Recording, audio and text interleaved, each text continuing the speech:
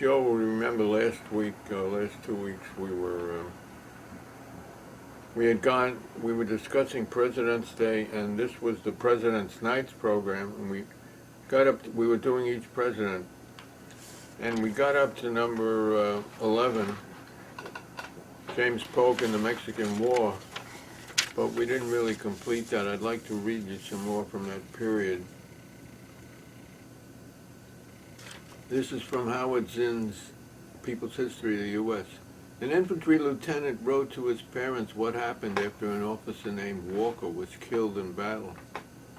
General Lane told us to, quote, avenge the death of the gallant Walker, to take all we could lay hands on, and well and fearfully was his mandate obeyed.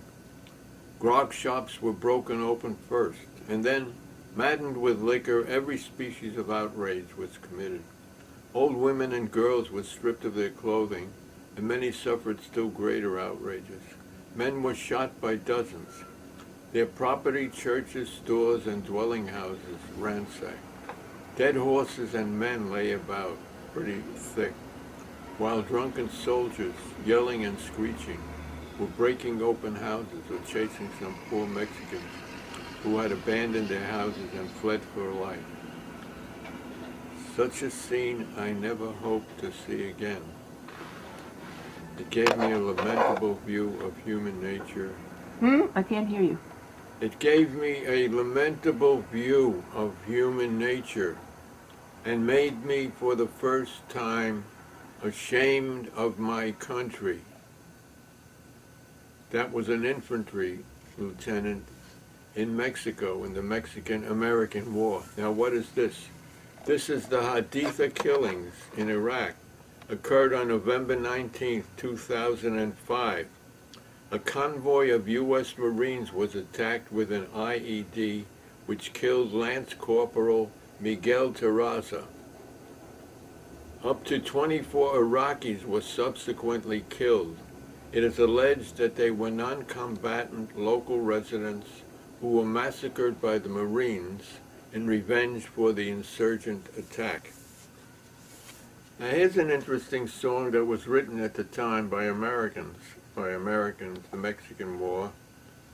Author unknown, and there's a word here that you might not know. Free and Easy was a sort of a roadhouse and bar. You'll recognize the melody. The Mexicans are doomed to fall, wrath forsook 'em, and all their goods and chattels call on us to go and hook 'em. Where the boys from Mexico sing Yankee Doodle Dandy, gold and silver images, plentiful and handy. Churches grand with altars rich, saints with diamond collars. That's the talk to understand with lots of bright new dollars. The Mexicans have cut up high and let them do it till they have got our danderies, and now they'll have to rue it. The Mexicans are doomed to fail. God has in wrath forsook fall. The Mexicans are doomed to fall. God has in wrath forsook 'em, and now and all their goods and chattels call on us to go and hook 'em.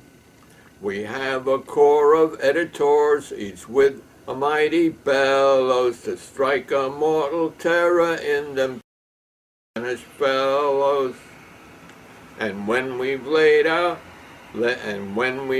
aside our arms with nothing more to vex us, we'll vote ourselves extensive farms, each one as big as Texas, where the boys from Mexico sing Yankee Doodle Dandy, gold and silver images, plentiful and handy.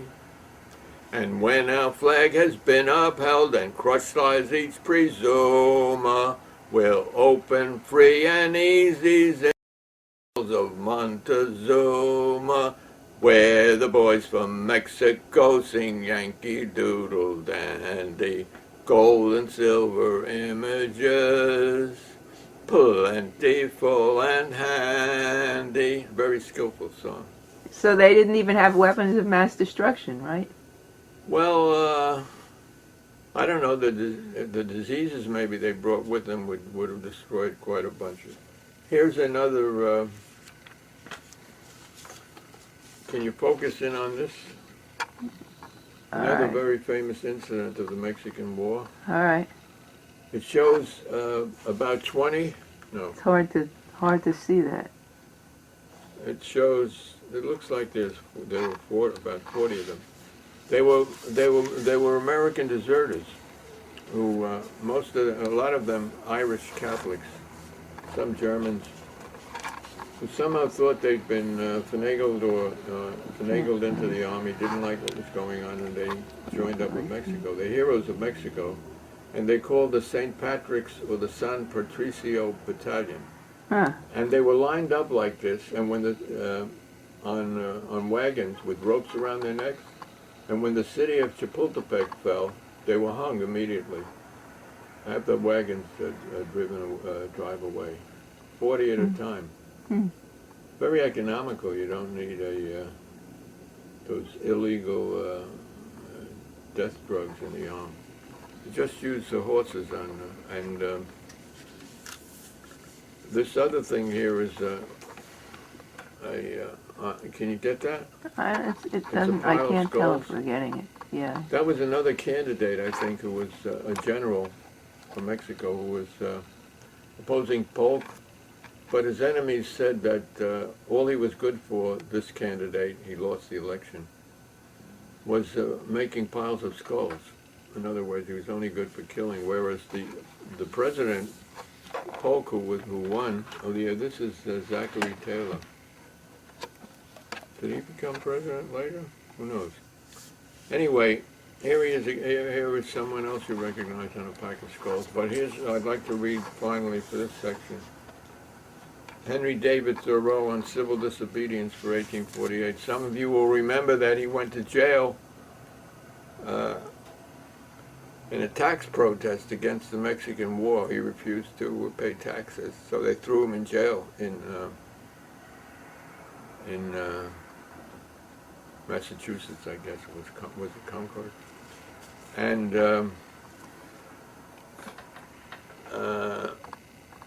he was freed. I think Emerson went in and paid his fine.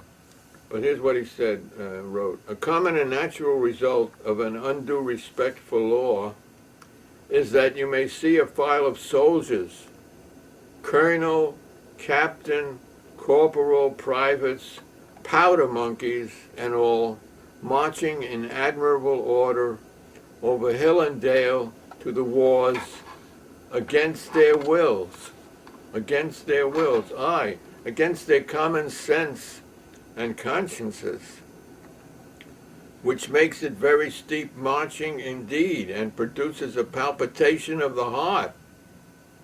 They have no doubt that it is a damnable business in which they are concerned. They are all peaceably inclined. Now, what are they?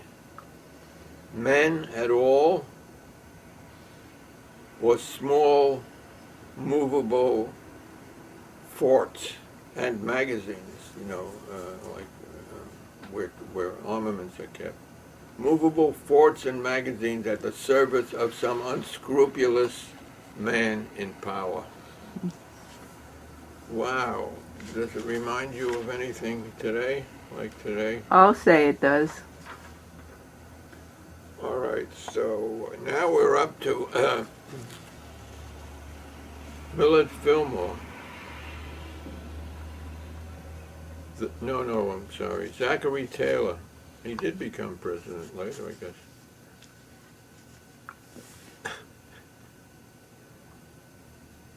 This is a really wonderful one.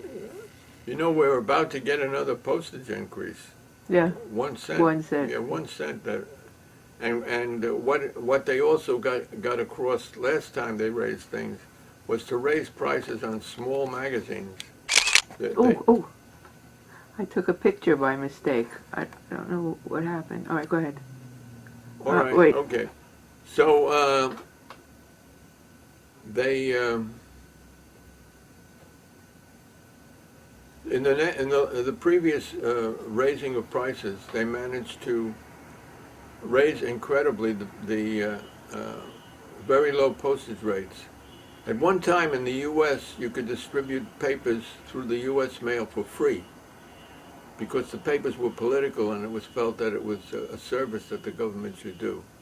Now, they've raised the prices so high that small magazines and newspapers and oppositional papers and literature will soon be prohibitively expensive. They did that on purpose. Yeah, it's a way of getting rid of them. Yeah. Another way, yeah. For instance, there was a tax put on papers, I think, in England that was so onerous that they finally got it repealed. For the very purpose, they didn't want politics opposed to the ruling class. All right, so this is 1849, Zachary Taylor, President.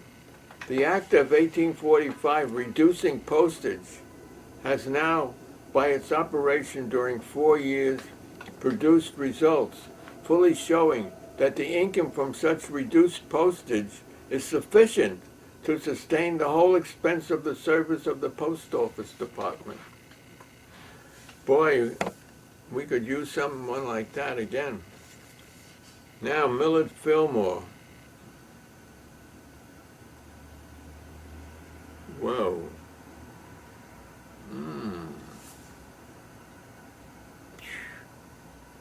I don't remember. Oh, I see what it was. It was about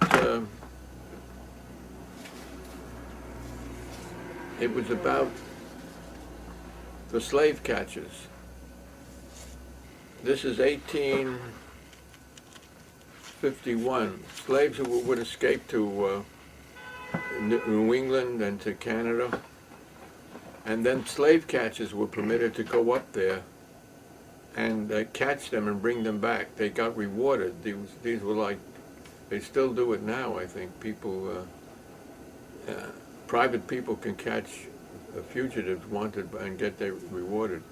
And the people of many abolitionists opposed the slave catchers and would chase them out of town. So a law was passed making that illegal, that anyone who interfered with the slave catchers would be subject to prosecution. So this is about that.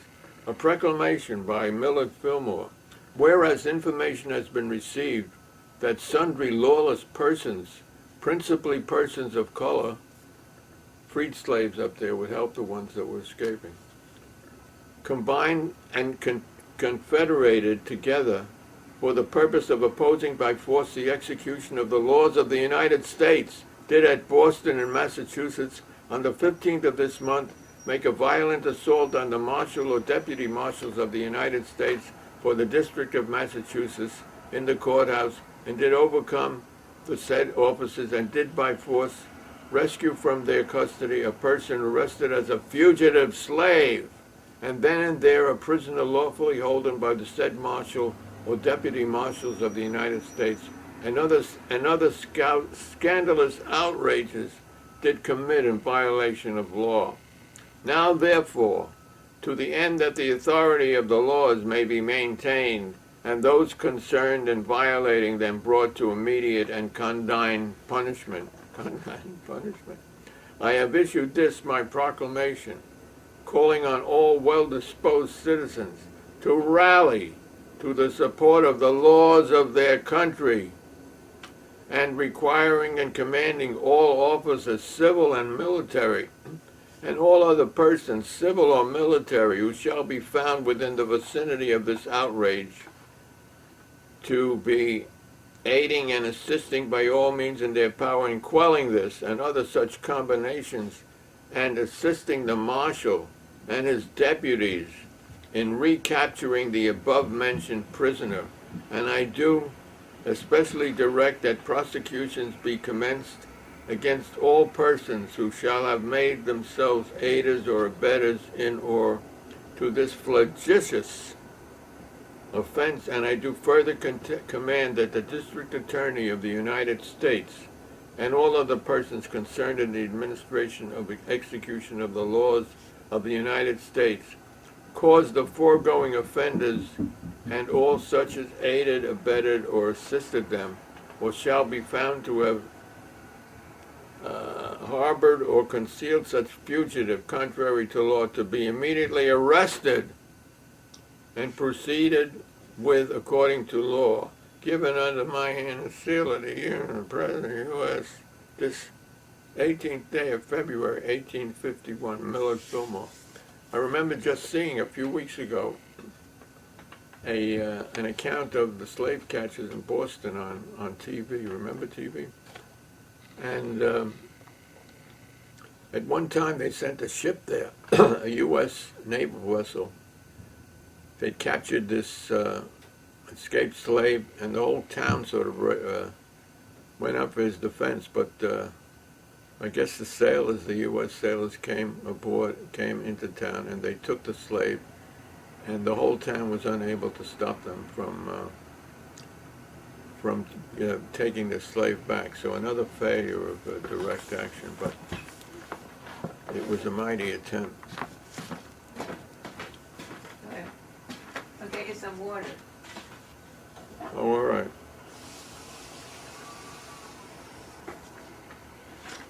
It's recording. I didn't pause. It's recording. What's that? It's recording. Oh, it's recording? Okay, we'll go on. Here. Here. Oh, thank you. Okay. I thought you were getting water for No, yourself. no. All right. 18 minutes, so we have 9 minutes. We have 9 minutes left to tell the history of the world. 11 minutes. 11 minutes left. So, the people failed here, but at least they tried. Oh, I see.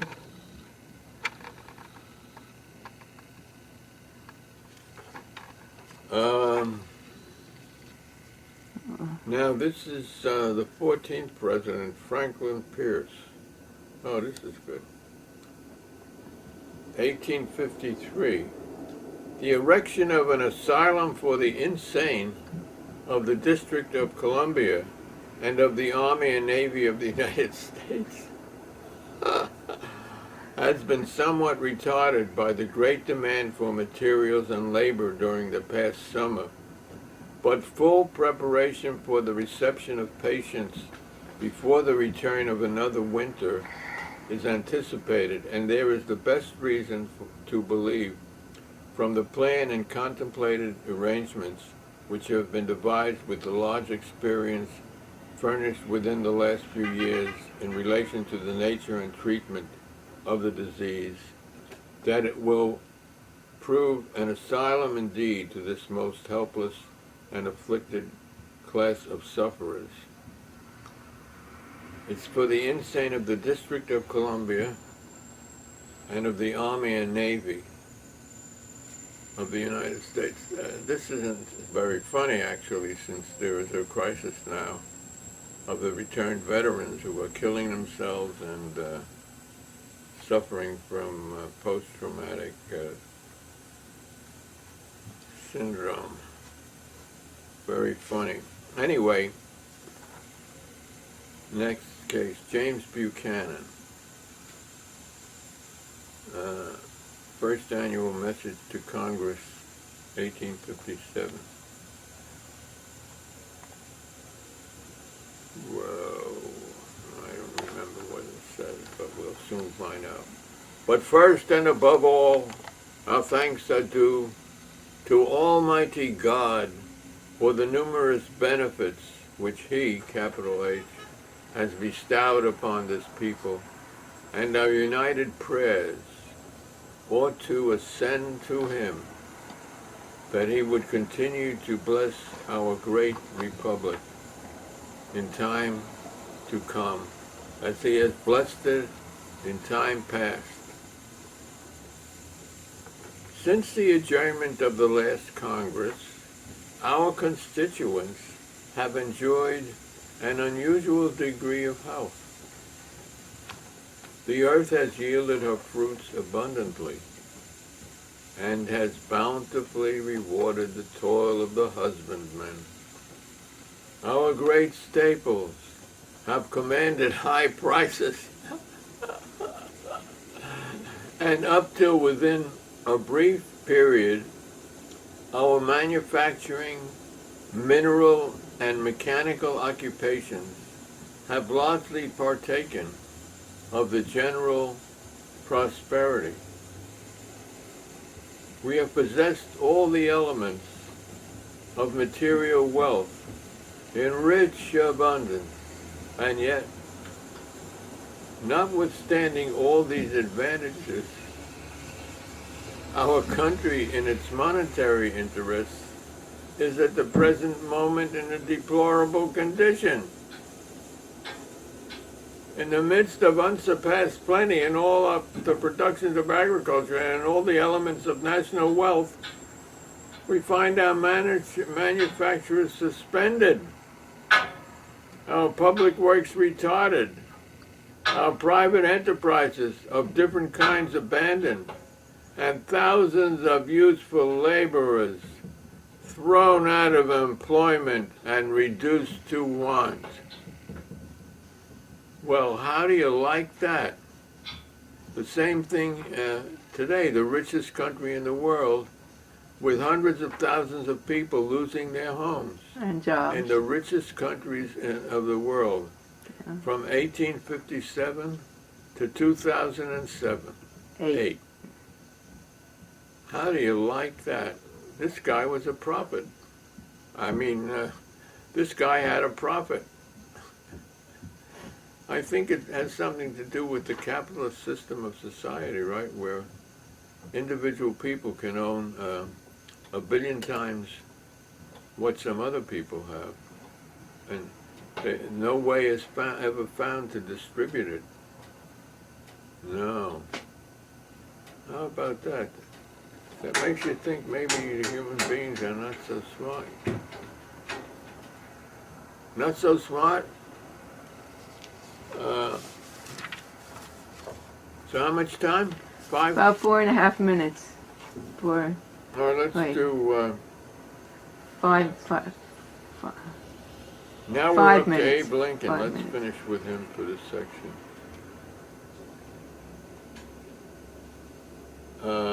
He had Horace Greeley, editor of a famous New York paper, was it the Tribune?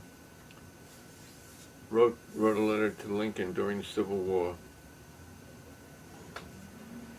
Asked him about freeing the slaves, and he said, if I could save the Union by freeing the slaves, I would do it.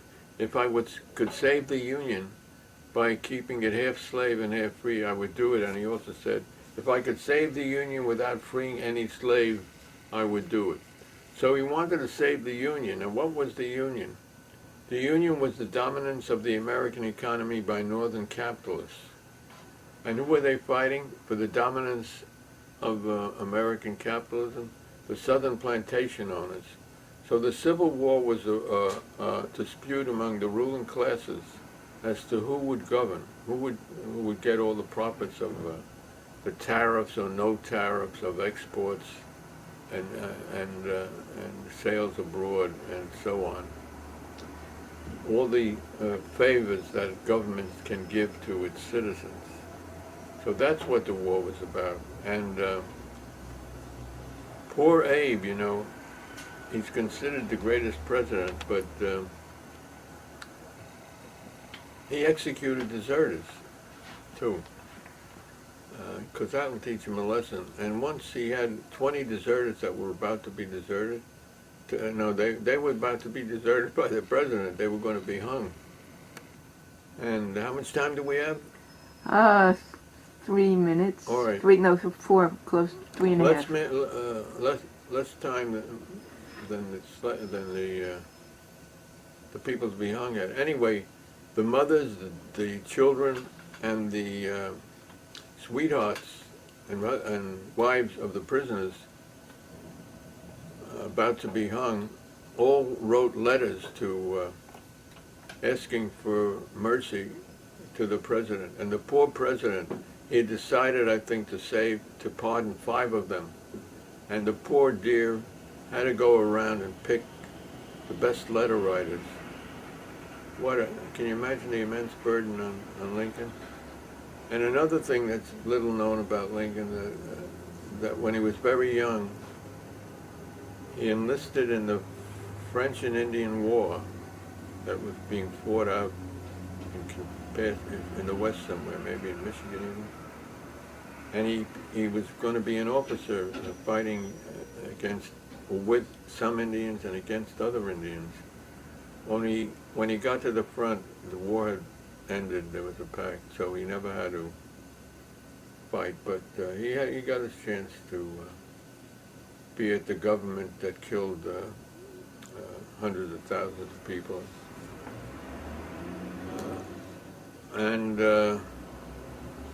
Let's see. So let's close on this quote. Yeah. I don't know when we'll get back to the presidents again. But All of them. what? Well, impeach the president, generic. Yeah, generic. Okay. Nobody should have the power that a president of America has. He can destroy the human race. No one should have the power over the atomic energy, atomic weapons, including all the Israelis and the Pakistanis and the Chinese and the French and the English and whoever else the hell has got them. No one should have that power.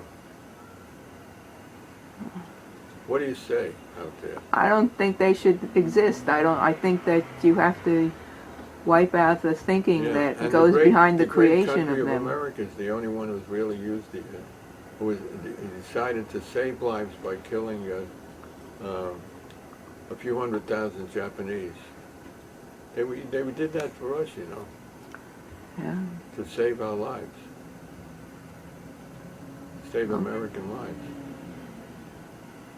So, how much is how many foreigners are worth one dead American? I don't know.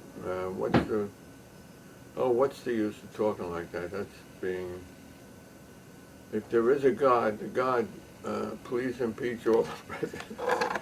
No, we have to get rid of the system. It doesn't work.